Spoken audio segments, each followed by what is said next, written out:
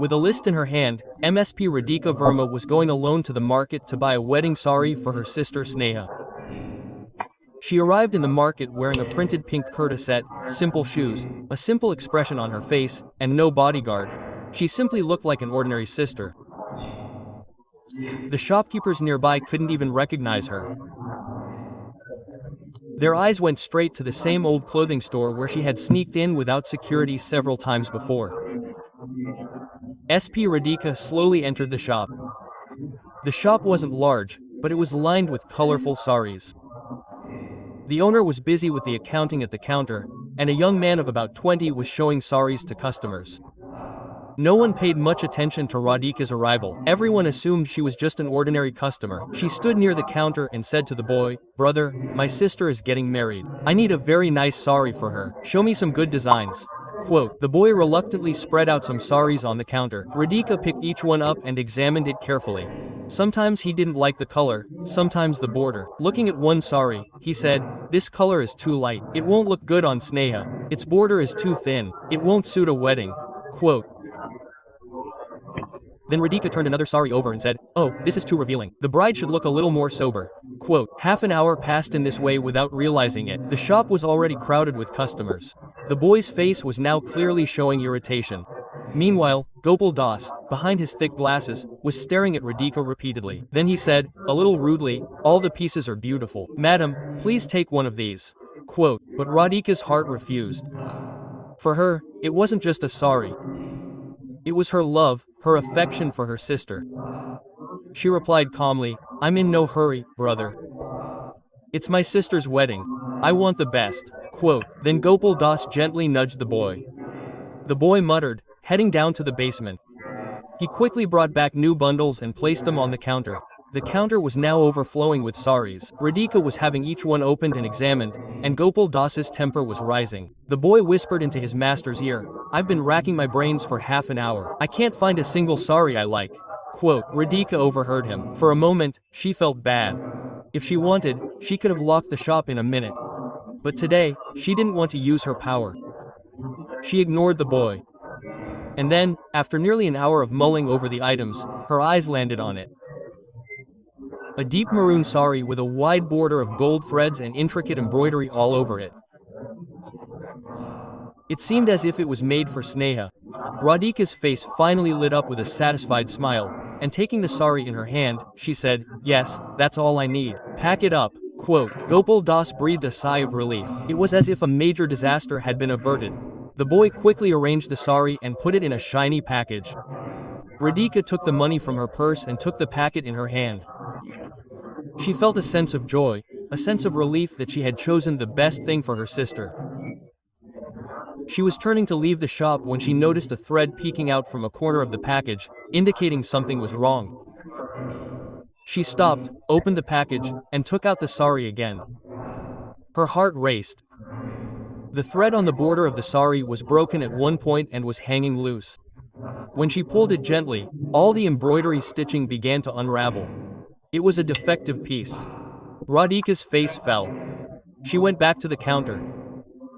Showing it to Gopal Das, she said, "Brother, look at this, the thread is broken. It will tear completely." Quote. Gopal Das glanced at the sari and then said casually, "Oh, madam, this little thing is fine. You take it, get it fixed by a tailor." Quote, "Nothing will happen." Radhika's anger was rising. Her voice became a little harsh. She said to Gopal Das, "How is it going? I'm paying so much. I'm not getting it for free. I want the right sari." Quote, Gopal Das also became enraged and said in a stern voice, "Look, madam, we can't keep changing things over and over again. You saw and chose it yourself. What's our fault?" Quote. The boy behind the counter laughed and said, "Hey, madam, you checked everything, right? Why are you acting now?" Quote. Hearing this, Radhika's self-respect was hurt. She was an officer, but before that, she was a customer, and she couldn't tolerate such treatment of a customer. She firmly said, "Give me the right sari, or else, give me my money back." Quote. Gopal Das glared at her and said, "You won't get your money back. Don't make too much drama here." Quote. By now, the other customers in the shop had also started watching the spectacle. The fuss had started. The atmosphere inside the shop had become heated. Radhika raised her voice and said, "This isn't how business works. I paid the full amount. Either give me the right clothes or return the money." Quote, Gopal Das shouted, "Why? Do you think you're such a high-ranking officer? People like you come here every day. Get out of here." Quote, hearing this, Radhika angrily slammed the sari packet on the counter. The crowd had grown even larger. The boy shot another arrow from behind. Now their drama had begun. Radhika glared at him.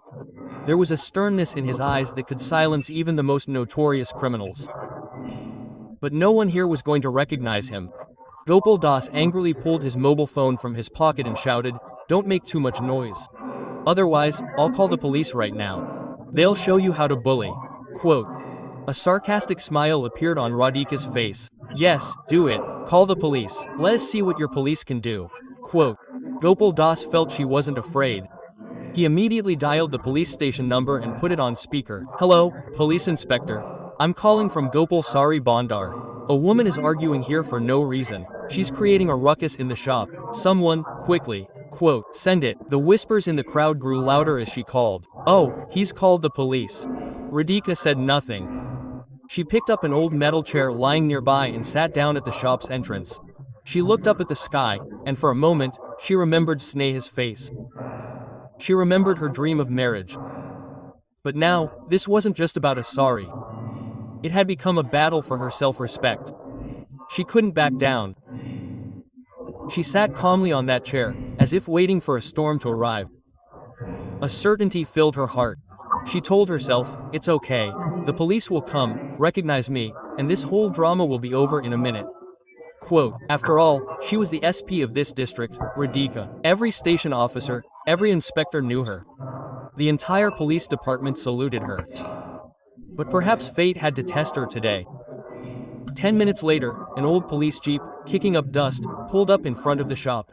An inspector, Ajay Sharma, and two constables got out of the jeep. Inspector Ajay Sharma's belly was protruding. She had come out, with a strange arrogance on her face.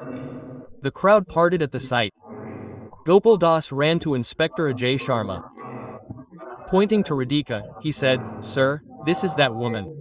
She's making a fuss over nothing. She's ruining the atmosphere in our shop." Quote. Without asking any questions, Inspector Ajay Sharma looked Radhika up and down with disgust. Radhika was still sitting on her chair. Her face was tired, but there was also a hint of hope in her eyes that everything would be all right. Just then, Inspector Ajay Sharma roared, "Who are you? What drama are you creating here?" Quote, Radhika replied calmly, "Speak politely." Then she said, "I'm Radhika Verma." Inspector Ajay Sharma said arrogantly, "So what if you're Radhika Verma? Are you from some queen's family?" Quote, Inspector Ajay Sharma interrupted her. "Have you got a license to cause a ruckus in the shop?" Radhika took a deep breath. "Perhaps you don't know who you're talking to." Inspector Ajay Sharma laughed loudly. Yes, I know. Now you'll be everyone's mother. Don't show off too much. Come straight to the police station. I'll take away all your arrogance there. Quote, a policeman stepped forward and tried to grab Radhika's hand. Radhika glared at him, and he hesitated for a moment. Seeing this, the women in the crowd began to whisper, "She's from a good family, but she's quite a quarrelsome woman." Just then, Gopal Das grabbed Inspector Ajay Sharma by the shoulder and gently led him inside the shop. Behind the counter, he pulled some notes from his pocket and slipped them into Inspector Ajay Sharma's pocket. "Sir, take her away from here," he whispered. "She's ruining our business. I'll take care of whatever expenses are incurred." Quote, Inspector Ajay Sharma glanced at the notes. A faint smile appeared on his lips. The heat of the bribe only increased his arrogance. He exited, looking at the crowd. Radhika was still sitting on the same chair. She thought, "She must have recognized me by now. Now this drama is over." Quote, but Inspector Ajay Sharma signaled to the constables. This time, both constables stepped forward and firmly grabbed Radhika's arms. Radhika was shocked. "What's this impudence? Just listen to me." Quote, Inspector Ajay Sharma blew his whistle, pointed towards the jeep, and said, "You've talked enough. Now let's go to the police station. There you'll find out who the big officer is." Quote, someone in the crowd taunted, Look, you came to pretend to be a big madam. Now you'll grind it in the lockup." Quote, Gopal Das stood at a distance, twirling his mustache and laughing. SP Radhika's eyes were burning with fire. But at that moment, the hands of the law enforcers, who were holding an innocent man captive, were louder than her voice. She didn't protest. She knew that if she revealed her identity, they might not believe her, and the drama would escalate. The chief's door opened. The policeman practically shoved her inside. The chief's door closed, and his prestige, his position, everything was imprisoned behind that closed door. As the vehicle pulled out of the alley, Gopal Das breathed a sigh of relief and closed the shutters of his shop. Business would pick up again.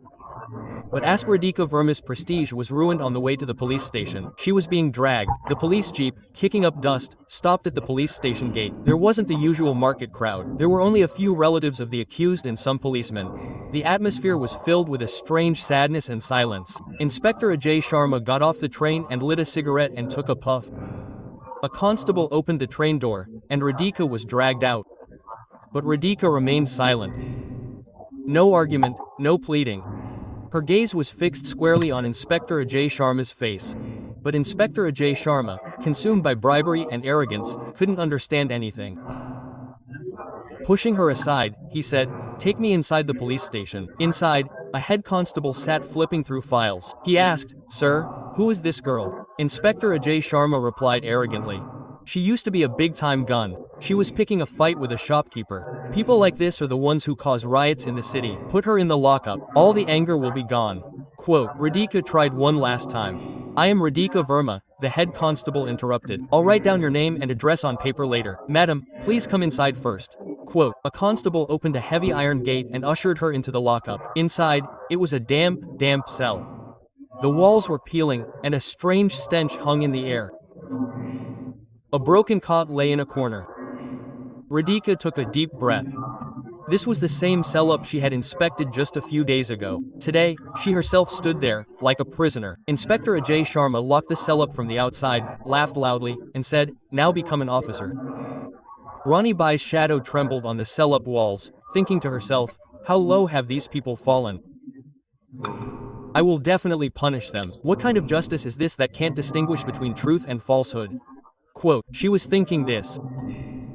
Just then, in the same police station, another inspector sat on an old wooden chair outside the cell-up. His name was Sandeep Rathore. He wasn't very old, but he was dedicated to his work. He was considered extremely honest and sharp. He was looking over a case file when he heard the sound of his tongue, the door slamming shut, and the lock closing. Sandeep Rathore looked up. His gaze fell on the bars of the lockup. Inside, a woman in a red suit sat quietly on the floor. But her face held no fear or nervousness. The same calmness, the same attitude, the same dignity he had seen so many times at important district meetings. He closed his file. A strange uneasiness drew him towards the lockup. He went closer and peeked inside through the small window. For a second, his head ached. Oh, that was all he could say. He gestured to a constable standing nearby. Who is she? What case have you brought her in for? Quote, the constable, laughing, told him the whole story. She was fighting with a shopkeeper. Inspector Ajay Sharma brought her in. She was saying she had the makings of a big officer. Quote, Sandeep ignored her. Her eyes were looking straight inside. Then, sitting in the lockup, Radhika looked up at him. Their eyes met for a moment, and the next, Sandeep's blood froze. He understood what a storm had broken out. This was no ordinary woman. She was the SP of the entire district, Radhika Verma. He roared at the constable. This is no joke. Open the gate quickly. Quote, the constable panicked and said, but Inspector Ajay Sharma has forbidden it. Sandeep's voice echoed throughout the police station. I said, open the gate. This is the SP of the entire district, Radhika Verma. Even 50 inspectors like you and Ajay Sharma together can't harm her. Quote, hearing this, the constable's hands and legs began to tremble. With trembling hands, he took out the key and put it in the lock. The lock opened. The thug was gone. Sandeep saluted SP Radhika Verma, standing behind the bars, with all his might. His voice held both embarrassment and respect. Madam, please forgive me. I have made a grave mistake. I will make amends right now. Quote, the same walls of the lockup that had just erased Radhika's identity a moment ago. Now she was watching the truth come out with full dignity. As soon as the lock of the lockup opened, SP Radhika Verma emerged. Her face was calm, but a storm lurked in her eyes. Sandeep reprimanded the two constables and the head constable. Within minutes, the news reached outside the police station that the woman locked in the lockup was no ordinary woman but the SP of the entire district, Radhika Verma. Inspector Ajay Sharma was stunned. His face turned pale. Beads of sweat appeared on his forehead. Until now, he had been displaying his bravery and arrogance, but now his legs were trembling. He ran wildly towards the police station. His feet were slipping as he climbed the stairs. His breathing became heavy. When he opened the door of the room, the same scene appeared before him. The lockup had opened. SP Radhika had come out from behind the bars. The policemen around him stood silently as if they were witnesses to a crime. As soon as Inspector Ajay Sharma saw Radhika, terror filled his eyes. He ran and fell at her feet. "Forgive me, please, madam, I made a grave mistake. I failed to recognize you. I will bear whatever punishment you wish. Just have mercy on me." His voice trembled. He pleaded with folded hands. The entire police station echoed with his blood-curdling voice. But Radhika's face was calm. Her eyes held not anger but a cold power. The kind that could melt a criminal. She slowly stepped back, looked at him, and said sternly, "You think your mistake will be forgiven by pleading? Remember, this position is not a bargain that can be escaped with bribes and intimidation. It's a responsibility, and you've crushed that responsibility under money and false pride." Inspector Ajay Sharma cried, "Madam, please have mercy. My family and children will all starve. I swear on my wife. I'll never make such a mistake again." Radhika interrupted him. Her voice echoed like thunder throughout the police station.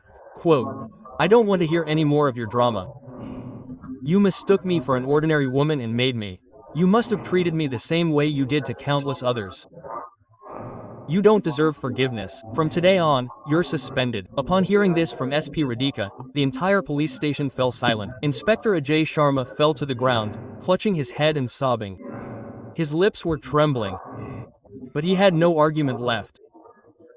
Sandeep immediately prepared a report, wrote the suspension order, and had Inspector Ajay Sharma placed in the police jeep and brought to the line. Now his arrogance had been shattered. The next day, a notice was also sent to Gopal Das, the cloth merchant, for cheating a customer, filing a false case, and obstructing the administration. The process of canceling his shop's license began. It was late at night, but Radhika didn't rest for a moment. She went to the washroom, straightened her clothes, and splashed water on her face. She had internalized the pain, the humiliation. A policeman said, "Madam, we'll send a government vehicle." Radhika nodded. "No, I'll go in my own car." She didn't want to be an officer again, just a sister. As she left the police station and got into her old car, tears welled up in her eyes, but she resisted the urge. A few hours later, her car stopped at her home gate. The sound of Shanae echoed through the wedding hall. There was laughter, dancing, and a hustle and bustle of guests. Sneha was surrounded by her friends, and her face glowed with the unique glow of being a bride. Amidst that glow, her eyes repeatedly searched for her older sister, Radhika. Radhika was there, standing by Sneha's side during every ritual, sometimes adjusting her dupatta, sometimes teasing her and making her laugh. A serene, sweet smile adorned her face, as if nothing had happened the previous night. When she handed Sneha the maroon sari, her eyes filled with joy. Quote, "Didi, this is so beautiful. You've chosen the best thing for me." Radhika simply smiled and said, "Oh, crazy girl, I'd even give you my life for you." But behind that smile lay a deep ocean. Everything that had happened last night flashed through her mind like a nightmare. The dank stench of the lockup. Inspector Ajay Sharma's low laugh. Gopal Das's arrogant face, and the piercing gaze of the crowd. Everything was fresh on her soul like a wound. She had certainly swallowed the insult, but it stuck in her throat. She smiled, but her heart was restless. She wondered if she should have forgiven Inspector Ajay Sharma. After all, he had sworn to his wife and children that he would never do such a thing again. His eyes reflected more concern for his home than fear. Radhika's heart questioned again and again, did I do right or wrong? Her soul knew that disrespecting the uniform was unbearable. But then she remembered the last scene at the police station. When Inspector Ajay Sharma was being taken away after being suspended, there was a smile on his face that seemed as if something had happened to him. "No, it's not there." Her eyes were hinting that she would see you. There was no fear in her. Her gaze remained fixed on the void. Fear began to appear in her eyes. Just then, Sneha gently shook her hand and asked with a smile, Didi, where are you lost? Her voice broke Radhika's reverie. Radhika was startled back to reality. Quote, Sneha, I'm just looking at how beautiful my girls look today. She deftly avoided the topic. She didn't want any bitterness on the biggest day of her sister's life. Quote, Didi, why were you so late yesterday? And mother was telling me your phone wasn't reachable. Is everything alright? The worry was evident in Sneha's eyes. Radhika took a deep breath. She didn't want to lie to her younger sister, but this wasn't the right time to tell her the truth. Yes, everything is fine. I was just caught up on some important official business. But look, I kept my promise. I brought your sari. That night, when everyone was immersed in music and dancing, Radhika went to the terrace alone. Amidst the cool breeze, she called Sandeep and said, I need complete information about Inspector Ajay Sharma and the shopkeeper Gopal Das. Sandeep assured her, I'll have a report by morning. The next day, during the haldi ceremony, she received a call. Sandeep told her that several fraud cases against Gopal Das had been suppressed, and that Inspector Ajay Sharma was a close associate of MLA Vijay Pratap. He handled everything for him, including illegal liquor, land grabbing, and extortion. Radhika pieced it all together, and Gopal Das was also part of his network. As evening fell, the joy of the wedding procession was suddenly overshadowed. Some thugs jumped from a jeep, and a storm of terror descended outside the pandal. Their leader, Rakesh, shouted, Stop this wedding. There was so much bitterness in his voice that the music immediately stopped. The entire pandal fell silent. In front of everyone, he accused Sneha of borrowing 50 lakh rupees from his brother, Muna Pehalwan, and now she wanted to elope after the wedding without returning the money. The groom's family was horrified, and the guests, including Kana, were also present. They began to hiss. Sneha, who had been showered with joy moments earlier, was now being pelted with the mud of false accusations. She burst into tears. Radhika's blood boiled. She knew this was Vijay Pratap's cheap trick.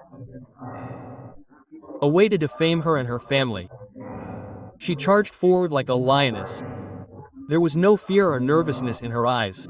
Just a cold anger. Quote, What proof do you have? Her voice was calm but sharp enough to make even Rakesh pause. Rakesh waved some fake stamp papers in the air. Radhika recognized them at a glance. Quote, Well, give me your Muna Bai's number. I'll talk to him right now. Hearing this, the goon panicked. He's out of town, so don't show me these pieces of garbage. Radhika snatched the papers and threw them in his face. Now you have two choices. Either get out of here quietly, or I'll call the police and file a case against you for fraud, defamation, and insulting the family of a public servant. I'll have you all arrested for intimidation. Hearing the name of a public servant, the goons were stunned. They had no idea who they were messing with. Within 10 seconds, they all fled. The atmosphere calmed down, but the celebratory atmosphere had faded. Radhika apologized to the groom's father with folded hands and assured him that his sister was innocent. She promised to get to the root of the conspiracy. That day, Radhika was determined to prove that Vijay Pratap had invited his own destruction by insulting her sister. The silence in the house after Sneha's departure only fueled Radhika's anger. The very next day, she first arrested Gopal Das. She pressured him to become a government witness. Despite her fear, Gopal Das remained silent. But when he saw Radhika bulldoze Vijay Pratap's right-hand man, Muna Pehalwan, destroying illegal land encroachments worth crores of rupees and arresting 20 goons, Gopal Das broke down. He revealed his secrets. He told them that he had a black diary containing the details of every bribe and every transaction. The diary was hidden in his farmhouse. Radhika launched Operation Dharma at midnight. Police vehicles, without sirens or lights, arrived at the farmhouse. The doors were broken down, and the guards were forced to surrender. Radhika went straight to Vijay Pratap's room. Startled from his sleep, he screamed, quote, SP Radhika, how dare you? Radhika said, throwing the search warrant in his face. The law doesn't need permission to function. The farmhouse search yielded crores in cash and that black diary. Radhika picked up the diary and said coldly, game over.